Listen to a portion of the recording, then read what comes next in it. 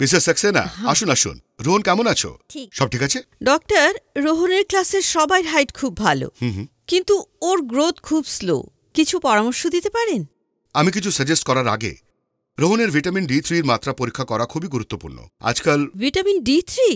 ও তো এখন খুব ছোট, আর ওর সমস্ত ডায়েটের খেয়াল আমি নিজে রাখি, আর প্রত্যেক দিন এক গ্লাস দুধও খাওয়াই। ওর ভিটামিন ডি এর অভাব হতে পারে না। দেখলেন, এনারও মনে হয় যে ওর মধ্যে ভিটামিন D3 এর অভাব হতে পারে না।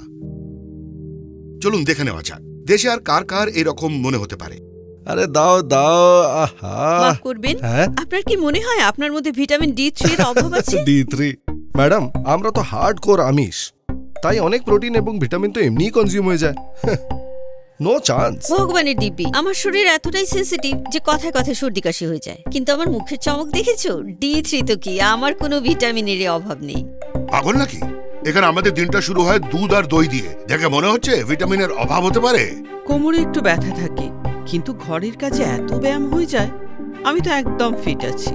বাবা, আমার 65 বছর বয়স, ডায়াবেটিক, কিন্তু এটা বিশ্বাস করতে পারি না যে ভিটামিন D3 এর অভাব হবে। খাঁটি দেশি ঘি তো ছোটবেলা থেকেই খাই।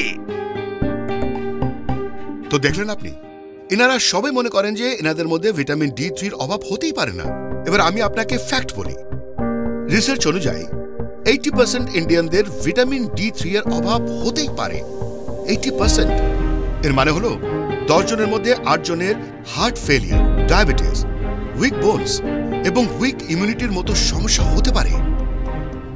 একজন ভিটামিন D3 ডেফিশিয়েন্ট মানুষের খাবারের সাথে সাথে বাইরে থেকেও ভিটামিন D3 দেওয়ার প্রয়োজন হতে পারে, কারণ আমাদের রোজের ডায়েট কতটা ভিটামিন D3 রিচ সেটা বলা খুব মুশকিল। সেই জন্যে তাই গেস করা বন্ধ করে নিজের ভিটামিন D3 লেভেল চেক করার জন্য আজকেই নিজের ডাক্তারকে কনসাল্ট করুন, কারণ হেলদি লাইফের জন্য ভিটামিন D3 ইজ মাস্ট। ভারতে 80% মানুষের ভিটামিন ডি এর অভাব। আপনি কি তাদের একজন? ডায়াবেটিস, উইক বোনস এবং উইক ইমিউনিটির সাথে লড়তে গেলে ভিটামিন D3 মাস্ট, কারণ D3 সঠিক তো জীবনও ঠিক। প্রত্যেকেরই ভিটামিন D3 এর প্রয়োজন। ম্যানকাইন্ড ফার্মা দ্বারা জনস্বার্থে প্রকাশিত।